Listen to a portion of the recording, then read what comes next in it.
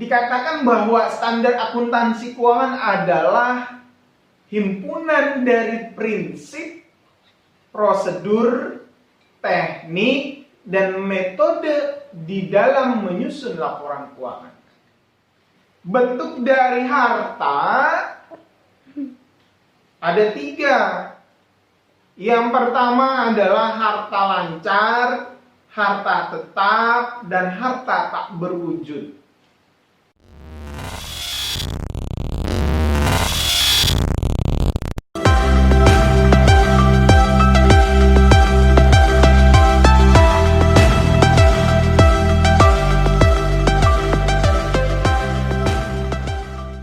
Assalamualaikum warahmatullahi wabarakatuh. Halo sahabat, berjumpa lagi dengan saya dalam materi lanjutan tentang persamaan dasar akuntansi. Nah, beberapa pertemuan sebelumnya kita sudah mempelajari konsep-konsep dasar tentang akuntansi. Kali ini kita akan membahas tentang persamaan dasar. Untuk bisa memahami persamaan dasar akuntansi, kita telah kembali siklus akuntansi jasa. Siklus akuntansi jasa itu diawali dengan adanya transaksi, kemudian dicatat pada jurnal umum, kemudian diposting ke buku besar, dan seterusnya. Tahapan awal adalah bagaimana kita bisa menganalisa transaksi itu dengan baik dan benar, sehingga akan berujung kepada pencatatan di jurnal umum pun benar, sehingga laporan keuangan yang akan kita buat nanti pun valid, dapat dipertanggungjawabkan. Nah, lalu di mana posisi persamaan dasar? Posisi persamaan dasar adalah bagaimana kita bisa mencatat transaksi di jurnal umum itu baik dan benar. Itulah posisi persamaan dasar. Oke, untuk bisa memahami persamaan dasar akuntansi, kita lihat rumus berikut ini. Jadi persamaan dasar akuntansi mempunyai rumus adalah harta sama dengan utang plus modal. Harta adalah posisi kiri, utang dan modal adalah posisi kanan. Jadi harta harus sama dengan utang plus modal. Dengan kata lain, gampangnya adalah sisi kiri harus sama dengan sisi kanan. Ya, kita lanjut. Contoh, perusahaan jasa servis komputer didirikan oleh Tuan Amir pada tanggal 1 Oktober 2018. Transaksi pada bulan pertama adalah sebagai berikut. 1 Oktober, Tuan Amir menginvestasikan uang pribadinya ke dalam perusahaan sebesar 10 juta rupiah.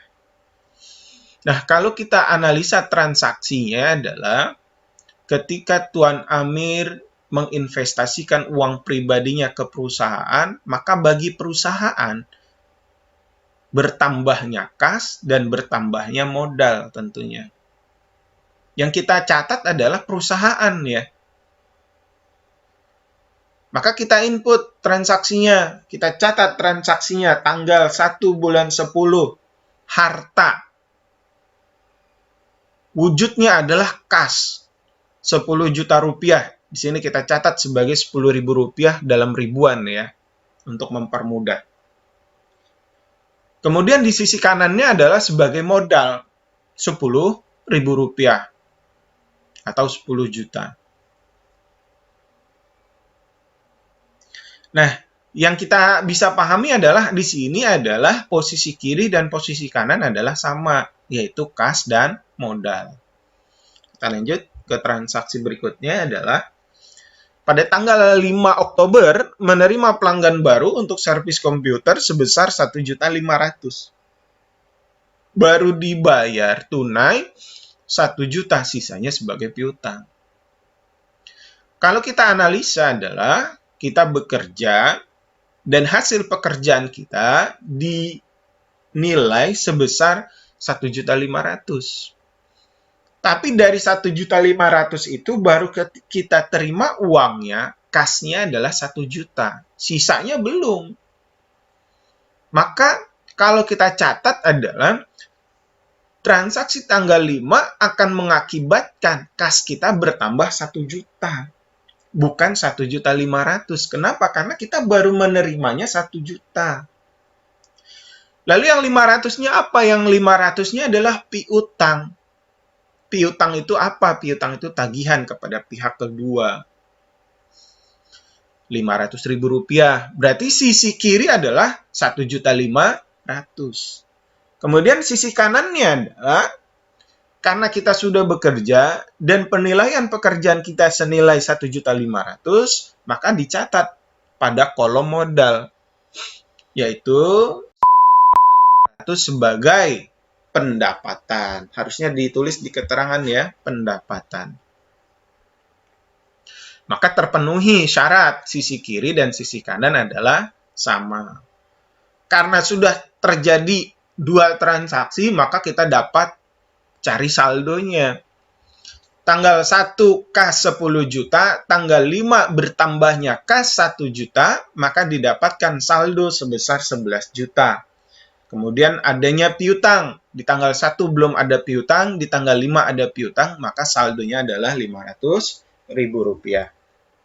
Dan di sisi kanan adalah tanggal 1 modal 10 juta sebagai modal awal, kemudian ditambah dengan 1.500.000 sebagai pendapatan, maka saldonya adalah 11.500.000. Oke, lanjut. Tanggal 8, dibayar biaya transportasi senilai Rp50.000. Adanya pembayaran biaya transportasi sebesar Rp50.000 akan mengakibatkan kas kita berkurang, modal pun berkurang. Lihat, adanya pengurangan di dalam persamaan dasar akuntansi itu ditandai dengan kurung buka, kurung tutup. Maka tanggal 8 itu mengakibatkan kas berkurang. Maka saldonya adalah Rp10.950.000. Piutangnya tidak ada transaksi di tanggal 8, gitu ya. Tidak ada transaksi, maka saldonya kita turunkan saja. Kemudian modalnya mengalami pengurangan karena adanya pembayaran beban, maka saldo modal 11.500.000 dikurang 50.000 didapatkan 11.450.000 rupiah. Nah, kalau kita jumlahkan sisi kiri dan sisi kanan, sisi kirinya 10.950.000 rupiah ditambah 500.000 rupiah didapatkan 11.450.000 rupiah, dan di sisi kanan pun akan sama nilainya, yaitu 11.450.000 rupiah. Oke sahabat, yang harus kalian ingat adalah ada 3 transaksi yang mempengaruhi modal. Yang pertama tadi tanggal 5 adalah adanya pendapatan. Yang kedua adanya beban. Yang ketiga nanti kita mengenal adanya price. Jadi modal itu hanya akan dipengaruhi oleh 3 transaksi. Selain 3 transaksi tersebut tidak mempengaruhi modal. Ingat ya. Oke, kita lanjut. Tanggal 10. Dibeli perlengkapan tunai sebesar Rp300.000. Adanya pembelian perlengkapan tunai sebesar Rp300.000 mengakibatkan kasnya berkurang Rp300.000, kemudian perlengkapannya bertambah dong, Rp300.000. Kok bertambah perlengkapannya? Iya, kan tadi sebelum adanya pembelian transaksi perlengkapan, tidak ada perlengkapan. Kemudian dibeli perlengkapan, jadi ada perlengkapan, maka perlengkapannya bertambah. Kok di sisi kanan tidak ada transaksi? Utang dan modalnya kok tidak ada transaksi? Nggak jadi masalah. Kalau kita perhatikan tadi, dari awal, sisi kiri dan sisi kanan harus sama. Ya, di sini kalian perhatikan coba. Tanggal 10 dibeli perlengkapan tunai sebesar Rp300.000 mengakibatkan perlengkapannya bertambah, kasnya berkurang. Berarti masih di kolom sisi kiri, awalnya 300 bertambah, dikurang 300, berarti 0 dong. Ya. Nah, hartanya juga 0, tapi di sisi kanan juga pun transaksinya 0. Utang dan modal nggak ada transaksi, maka 0. Maka sama tuh sisi kiri dan sisi kanan. Ya, sama-sama 0 untuk tanggal 10. Gitu maksudnya. Kemudian disaldokan. Rp10.950.000 dikurang Rp300.000 didapatkan saldo Rp10.650.000. Piutangnya turun, saldonya Rp500.000. Perlengkapannya turun Rp300.000. Saldo modal pun Rp11.450.000. Jadi masih sama ya, sisi kiri dan sisi kanan. Dan terakhir, pada tanggal 12, Tuan Amir mengambil uang untuk keperluan pribadi sebesar Rp200.000. Adanya pengambilan uang kas perusahaan untuk keperluan pribadi diistilahkan dengan namanya prive. Adanya prive akan mengurangi kas perusahaan dan tentunya tadi saya katakan prive itu adalah salah satu transaksi yang mempengaruhi modal. Maka tanggal 12 analisanya adalah kasnya berkurang, modalnya berkurang sebesar Rp200.000. Kemudian kita saldokan, kasnya adalah Rp10.450.000, piutangnya Rp500.000, perlengkapannya Rp300.000, dijumlahkan adalah Rp11.250.000, berarti sama dengan posisi kanan, yaitu modalnya pun bernilai Rp11.250.000. Nah, sahabat, yang harus kalian ingat, ya, rumus persamaan dasar adalah harta sama dengan utang plus modal. Bagian dari harta itu banyak, ya. Nah, di sini harta yang pertama adalah kas, harta yang kedua adalah piutang, harta yang ketiga adalah perlengkapan. Boleh nggak posisi kas itu kita balik di posisi perlengkapan? Oh, tidak boleh, ya.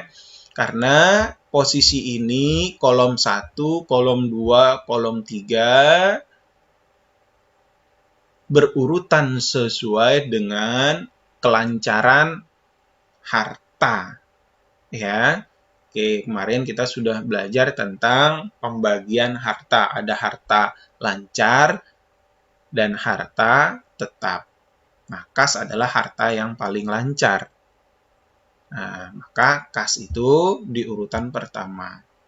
Dilanjut dengan piutang, dilanjut dengan perlengkapan. Lalu bagaimana kalau suatu saat ada transaksi atau ada soal di mana tidak ada transaksi piutang? Oh, berarti kalau tidak ada transaksi piutang, ini diisi dengan harta lancar berikutnya. Misalnya adalah perlengkapan. Oke, sahabat, kira-kira seperti itu penjelasan mengenai persamaan dasar akuntansi. Di pertemuan berikutnya kita akan bahas kembali secara lebih detail. Mudah-mudahan melalui video pembelajaran ini kalian bisa memahaminya. Oke, terima kasih. Assalamualaikum warahmatullahi wabarakatuh.